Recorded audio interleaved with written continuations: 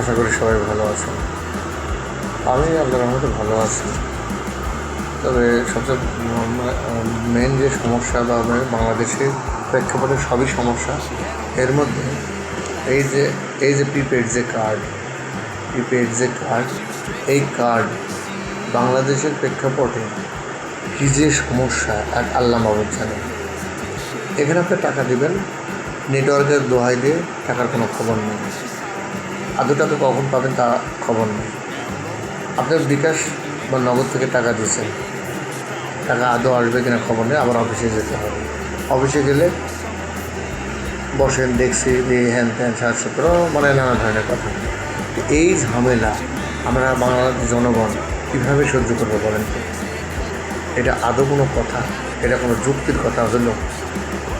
এদের নাই কোনো সফটওয়্যার সিস্টেম, নাই কোনো কিছু, এরপরেও যদি এটাকে মনে করে যে অনেক কিছু করে ফেলছে, অনেক কিছু হয়ে গেছে, এটা কী ধরনের কথা? বাংলাদেশের জনগণের সাথে ভোগান্তির আর একটা নাম হচ্ছে এই প্রিপেড কার্ড। এই হচ্ছে প্রিপেড কার্ড, কারেন্টের এই প্রিপেড কার্ড। এটা হচ্ছে বাংলাদেশের জনগণের ভোগান্তির আর একটা চরম বিষয়, যেটা এতটাই কষ্টদায়ক, এতটাই খারাপ ইস্যু, তা বলে বোঝানো যায় না। সব জায়গায় কিন্তু সমস্যা, এখানে আরও সমস্যা। হঠাৎ করে আপনার কারেন্ট নেই, আপনি নগদ অথবা বিকাশ বা অন্য যে কোনোভাবে কারেন্টে টাকা দিয়েছেন, খবর নেই। আপনার মাইনাস হয়ে গেছে টাকা, খবর থাকবে না। ফোন দিলে ফোন ধরবে না, কোনো নেই, খবর নেই। আপনি যদি বৃহস্পতিবার রাত্রে সমস্যা হয়েছে, শুক্রবার বন্ধ, শনিবার বন্ধ, কোনো খবর নেই। আপনি বাঁচলেন কি মরলেন এটা কোনো দেখার কেউ নেই। এটা কী ধরনের কথা রে ভাই? এই কারণে এটা থেকে সবাইকে আমাদের প্রতিবাদ করা দরকার।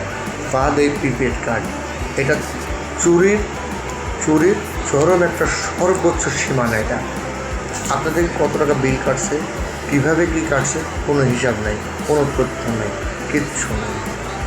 এটা কী ধরনের কথা? এখান থেকে সবাই মিলে প্রতিবাদ করতে হবে।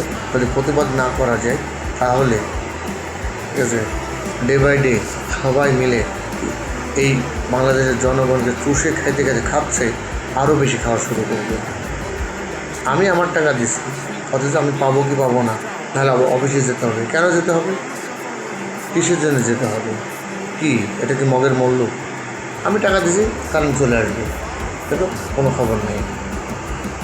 এখানে সবাই মিলে একটা প্রতিবাদ করা দরকার, ওটা বাংলাদেশের জনগণ মিলে প্রতিবাদ করা দরকার, যেন এটা প্রতিহত করা যায়।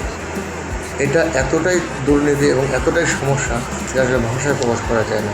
আসুন সবাই মিলে প্রতিবাদ করি, ইনশাল্লাহ। আসসালামু আলাইকুম।